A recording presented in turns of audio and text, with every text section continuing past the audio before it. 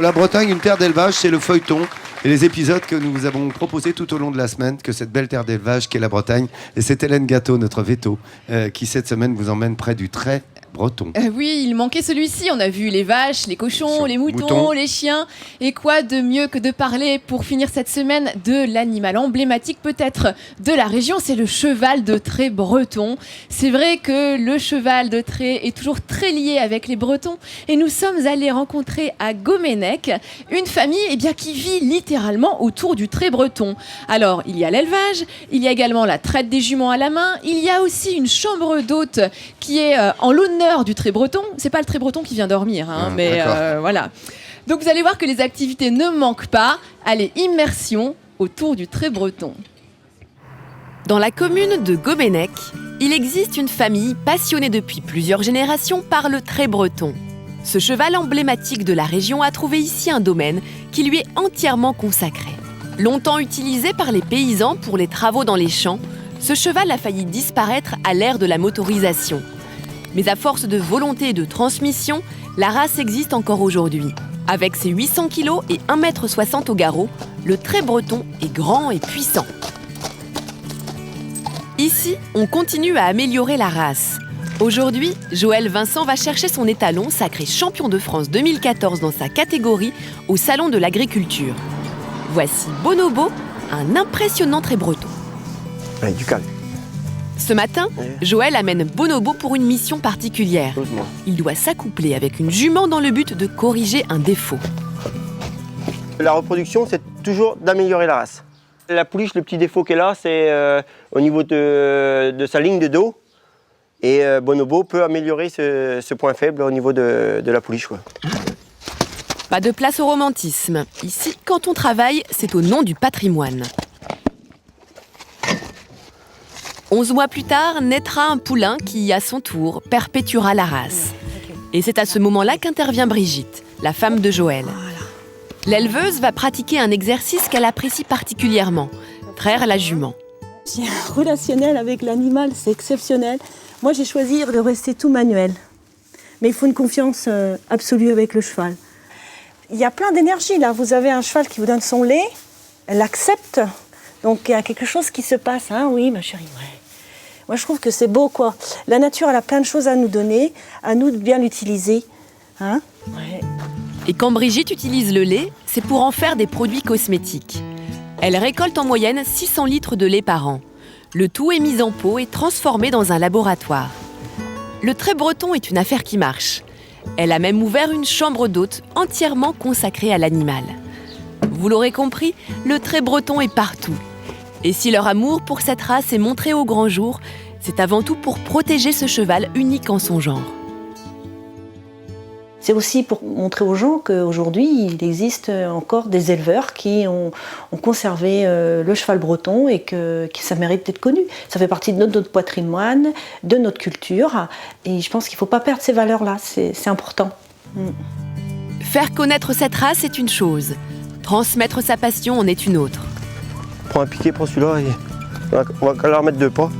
C'est un peu le défi de Joël. Lui qui a grandi dans cette ferme entourée de traits bretons, voit le schéma se reproduire avec ses enfants.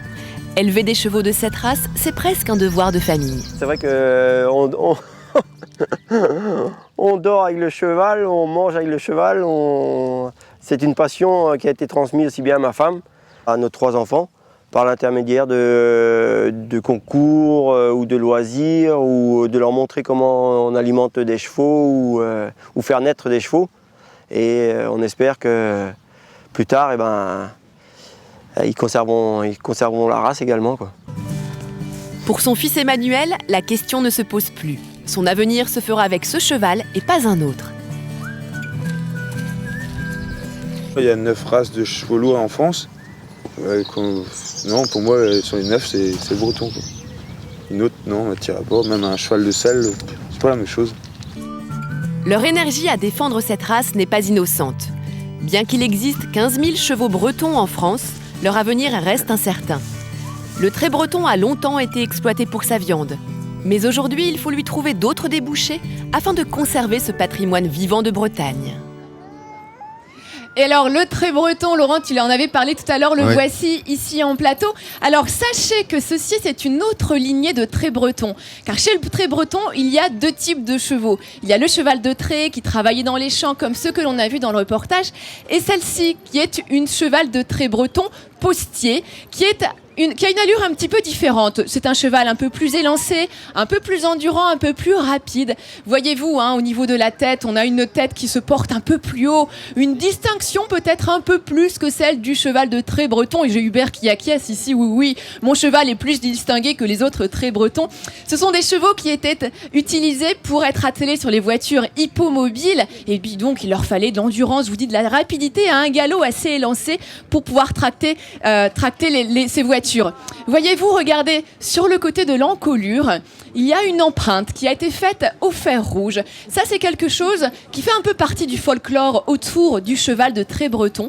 C'est ce qu'on appelle l'hermine et qui est présente chez tous les chevaux de trait breton. C'est un folklore que l'on essaye de garder. Chaque race de chevaux de trait a son empreinte. Voyez-vous également les jambes de ce cheval qui sont aussi un peu plus légères que celles du trait breton. Donc vraiment, ce que l'on cherche chez le postier, c'est une allure un petit peu différente. Alors, elle est belle, cette jument, elle s'appelle Ulix, elle a 6 ans, elle a une robe magnifique, je trouve. C'est ce qu'on appelle une robe aubert avec des poils marrons mélangés avec des poils blancs. Et puis elle a mis son petit nœud rose qui est associé à cette couleur de robe et qui permet de présenter ses chevaux lors des expositions. Elle n'est pas venue seule, Ulix. Elle est venue avec son petit poulain. Regardez. Il s'appelle Électeur. Il a 1 mois et demi tout juste. Il a déjà son licol qu'il supporte. Regardez les masses musculaires sur l'arrière. Regardez ses fesses qui sont déjà énormes. Lui, ça sera plus un trait breton. Il fait le tour. Il défile. C'est pas mal. Un trait breton qu'un postier. Je termine juste par un petit proverbe autour du trait breton. C'est les Bretons qui disent « Bon Dieu d'en haut, laisse ma femme, laisse mes chevaux, mais prends ma femme. » J'avais fait l'inverse. Je termine également en donnant un talent à Hubert et à Séverine pour leur travail d'élevage de trait breton. Et puis j'en remets également un autre à notre éleveur que l'on a vu dans le reportage à toute la famille Vincent. Ah, il est beau. Dis-moi, c'est un festival entre Jean-Seb et toi, les proverbes aujourd'hui, on y va. Alors attends, comment il est? C'est quoi ton proverbe? Refais-le dans l'ordre. Bon Dieu d'en haut, laisse ma femme, laisse... Oh, j'y arrive pas, décidément. Bon Dieu d'en haut, je reprends. Prends ma femme, mais laisse les chevaux. Voilà. Je veux pas le dire, en fait, je ne veux pas le dire. C'est pour ça. Ça, tu veux pas le dire. Prends ma femme, tu veux pas, Hélène. Elles sont magnifiques, c'est très breton. Mais laissez-les-moi, ces chevaux-là. Oui, ceux-là, ils sont extraordinaires, ces chevaux. C'est remarquable. Merci beaucoup, Hélène. C'est très, très bien.